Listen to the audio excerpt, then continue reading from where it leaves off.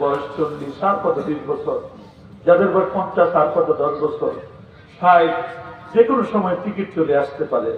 Ticket visa ready করা আছে, যে কোনো সময় আপনার নামে বরাদ্দ হয়ে গেলে শেষ, সাদের দুনিয়া ছেড়ে চলে যেতে হবে। কিসের বড়াই, কিসের অহংকার, কিসের কি, সব করে রবি চলে যেতে হবে কবরে। আমার রাসূল বলেন, আগের মানুষগুলো কবরের কথা বলতে বলতে, মানুষ গণনা করতে করতে হাত্তা যুরতুমুল মাকাবির, কবর পর্যন্ত মানুষ পৌঁছে যেত।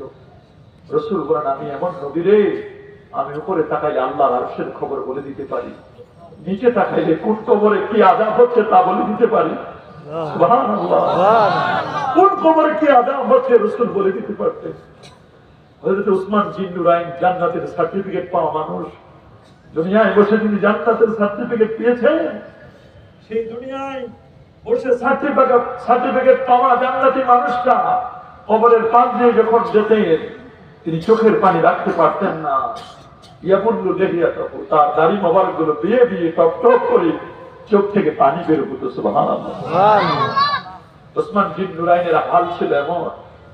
কতজন আমরা কবরের পাশ দিয়ে চলে যাই, আপনার বাবা আপনার মা ডেকে ডেকে বলেন, এ কলিজার টুকরা সন্তান, তোর জন্য এত কিছু দিলাম, ঘর দিলাম, বাড়ি দিলাম, ব্যবসা দিলাম, বাণিজ্য দিলাম, তোর বাবার কবরের কাছে একটু কি আসতে মন চায় না? একটু কি দোয়া করতে মন চায় না? তারা কিন্তু ডেকে ডেকে বলে, কি বলেন, কবরের আযাব আছে না নাই? কবরবাসী আমাদের কথা শুনেন কিনা? নাকি শুনেন না? মরে গেলে কি সব শেষ? কি মরে গেলে সব শেষ? মরে গেলে সব শেষ নয়।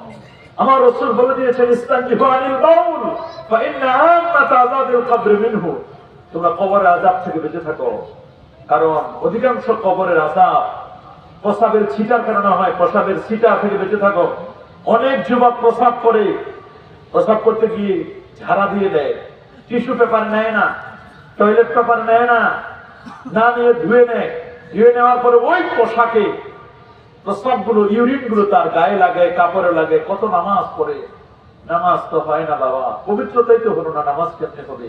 রাসূল বলেন, ইস্তানজিহু আনিল বাউল, তোমরা প্রস্রাব থেকে বেঁচে থাকো, ফাইন্না আম্মাত আযাবিল কবর মিনহু, অধিকাংশ কবরের আযাব কিন্তু কিসের কারণে হয়? এই প্রস্রাবের ছিটার কারণে হয়।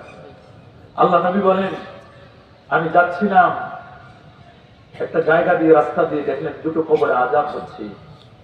নবী জিজ্ঞেস করলেন, জানো তোমরা কেন আযাব হচ্ছে? বলে, না হুজুর।